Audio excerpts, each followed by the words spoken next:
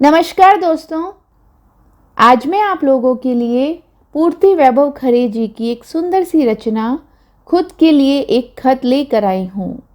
मैंने अपने चैनल पर पूर्ति वैभव खरे जी की बहुत सारी कहानियाँ पढ़ी हैं। बहुत ही अच्छी साहित्यकार हैं जिन्होंने बहुत ही सुंदर कहानियाँ हमको दी हैं। तो चलिए कहानी शुरू करते हैं। खुद के लिए एक खत।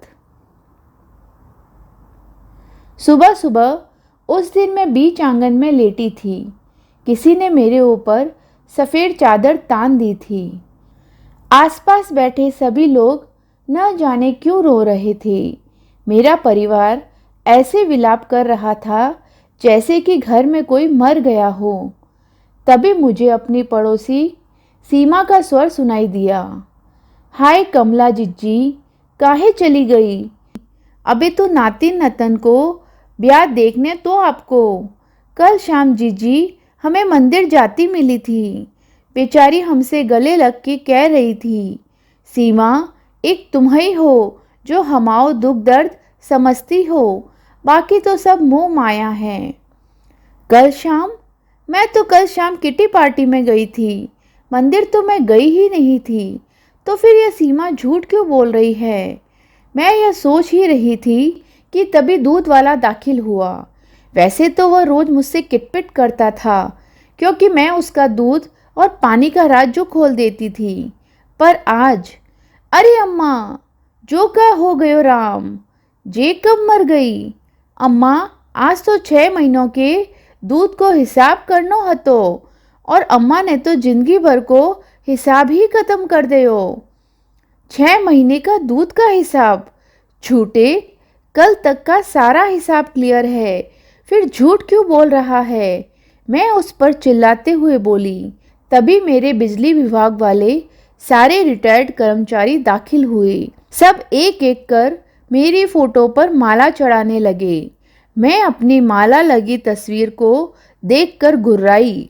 यह कैसी तस्वीर लगा रखी है मेरी? अरे इतनी सुंदर सुंदर तस्वीरें हैं मेरी, कोई अच्छी तस्वीर लगाओ। पर मेरा कहना किसी ने नहीं सुना। तब मेरा दिमाग ठनका।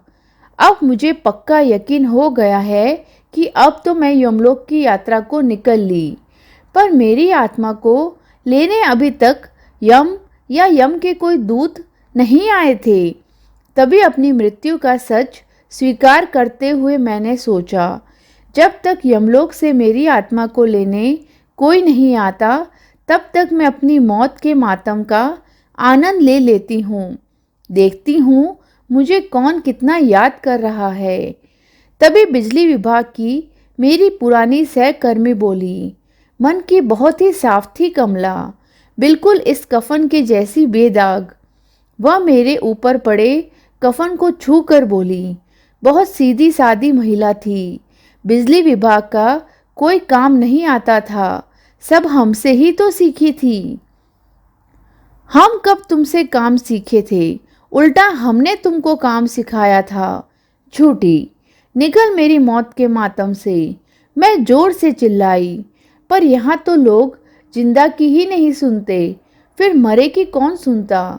कुछ देर में एक और मेरे भूतपूर्व आशिक मिजाजी सहकर्मी अपने मुंह का गुटका संभालते हुए बोले, देवी थी देवी, भाई जैसा मानती थी, हमें राखी बांधती थी। किसी रक्षाबंधन में हम 500 रुपए से नीचे का उपहार नहीं देते थे कमला दीदी को। दीदी, हम कब इस लंपट की दीदी हो गए? यह तो उल्टा हमारे ऊपर ही डोरे डालता था। मुझे विधवा जानकर चाहे जब मुझसे शादी का प्रस्ताव रख देता था, और आज देखो मुझे सामने मरा हुआ देखकर कैसे बढ़िया बहन भाई का रिश्ता बना रहा है। अभी मेरी अर्थी उठी भी नहीं थी कि मेरी नज़र घर के एक कोने में बैठे बच्चों पर चली गई। वे कोल्ड ड्रिंक्स और समोसों की पार्टी कर रहे थे। कुछ ही देर में राम नाम सत्य है का स्वर गूंजा और सब चल दिए शमशान भूमि की ओर। उसके बाद पूरे दिन लोग बाग आते जाते रहे। कब हुआ, क्यों हुआ और कैसे हुआ वाला वही घिसा पिटा सा सवाल सब पूछते, और उनके सवाल पर कभी बेटी तो कभी बहू टेप रिकॉर्डर सी बज पड़ती। कल शाम सबके साथ बढ़िया खाना खाया। उनके बाद उनके पेट में जरा सा दर्द हुआ, फिर दर्द की दवा खाकर सो गई। सुबह जब देर तक नहीं जागी तो देखा कि अम्मा नहीं रही। कहती हुई वे रो पड़ती। जहाँ आते जाते लोग बाग अपना शोक व्यक्त करते हुए मुझसे जुड़ी मनगढ़ंत कहानियाँ सुनाते रहे। जिसके मन में जो आ रहा था वह मुझे लेकर वही कह रहा था।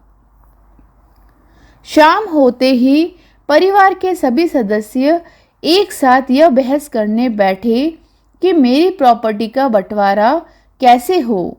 अम्मा साफ कह रही थी हमसे कि उनका वो कीमती रानी हार उनकी बड़ी बहू यानी कि हम ही पहनेंगे। बड़ी बहू की इस बात पर छोटी बहू तपाक से बोली, अच्छा भाभी, लेकिन अम्मा तो बिल्कुल यही बात हमसे भी कहती थी। पर सच तो यह था कि हमने कभी किसी से कुछ नहीं कहा था।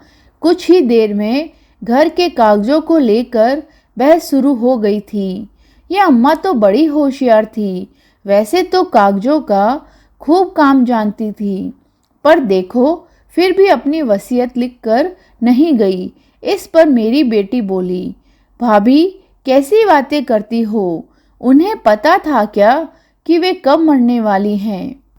वैसे अम्मा ने मुझे बताया था कि वे वसीयत में क्या क्या लिखने वाली थी। वे कहती थी कि अपनी प्रॉपर्टी का एक हिस्सा वे मुझे भी देंगी। वाह रे परिवार, इनकी अम्मा मर गई और इन्हें जमीन जायदाद वसीयत चाहिए।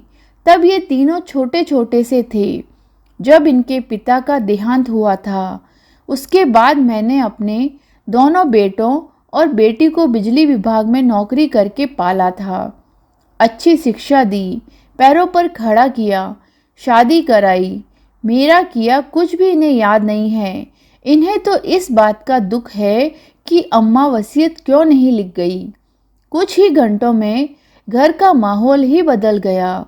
जहां मेरी मौत का मातम मनाया जा रहा था, वहीं अब प्रॉपर्टी को लेकर महाभारत छिड़ी हुई थी। इस लड़ाई में मेरे दोनों बेटे नीरज और धीरज, दोनों की पत्नियां मेरी बेटी व दामाद थे। नीरज ने बहस के दौरान धीरज को धक्का मारा और वह मेरी तस्वीर पर जा गिरा और मेरी नींद टूट गई। जब मेरी आंख खुली तो उस वक्त आधी रात थी। सब शांति से सो रहे थे। मैं भी जीती जागती काया थी। ऐसा विचित्र सपना देखकर मैं डर गई थी। उसके बाद उस सपने के कारण मैं सो ही नहीं पाई। सुबह उजाला होते ही मैंने कागज कलम उठाकर अपने लिए एक खत लिखना शुरू किया। प्रिय मैं, कमला, जीवन की आपाधापी में तुमसे बात करने का कभी समय ही नहीं मिला, इसीलिए आज मैं स्वयं के लिए एक खत लिख रही हूँ। मैं कौन हूँ, क्या हूँ, कैसी हूँ, इन सब सवालों का उत्तर सबसे बेहतर मेरे पास ही है। मैं आज यह खत लिखते हुए खुद से मुलाकात कर रही हूँ। मैं कमला हूँ, वह कमला जो बचपन में बेहद शरारती थी, वही कमला जिसमें अच्छाई के साथ साथ ढेर सारी खामियां भी हैं। मैं वही कमला हूँ जो परफेक्ट वाइफ, सुपर मॉम और अच्छी दादी नानी बनने के चक्कर में खुद को खोती रही।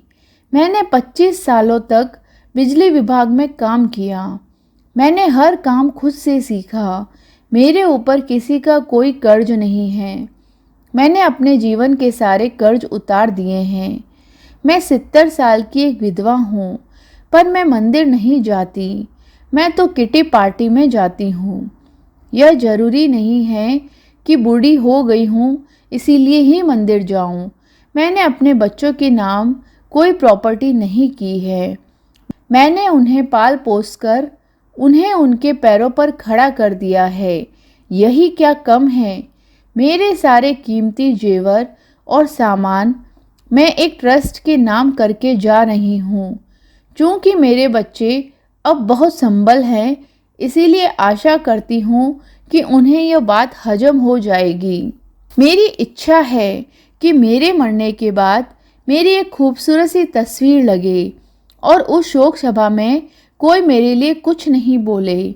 बस उस दिन मेरी लिखी यह चिट्ठी पढ़ी जाए, जिसमें असल में मैं ही हूँ, बिल्कुल वास्तविक। मैं इस चिट्ठी को पढ़ने और सुनने वाले उस हर शख्स से यही कहूँगी कि हर कोई अपने नाम एक खत जरूर लिखे, जिसमें वो सच में जैसा है वैसा ही हो, ताकि आपके जाने के बाद लोग आपको अपने हिसाब से न बदलें। यह काम आप जितना जल्दी से जल्दी कर सकते हैं करें, क्योंकि मृत्यु कह कर नहीं आती। दूसरों के लिए जिएं, पर खुद के लिए जीना कभी नहीं छोड़ें। जीवन में कुछ न कुछ ऐसा अपने लिए ज़रूर लिखें या करें जो आपके जाने के बाद भी आपकी कहानी को इस तरह बयां कर सके जैसे आप असल में थे। प्यारी कमला, तुम्हारे लिए, तुम खुद।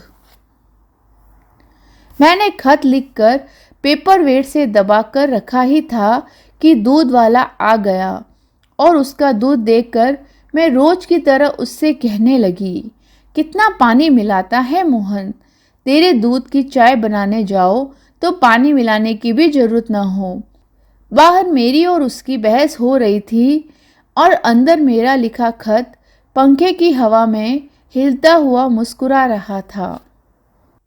तो यह थी पूर्ति वैभव जी की सुंदर सी रचना, खुद के लिए एक खत।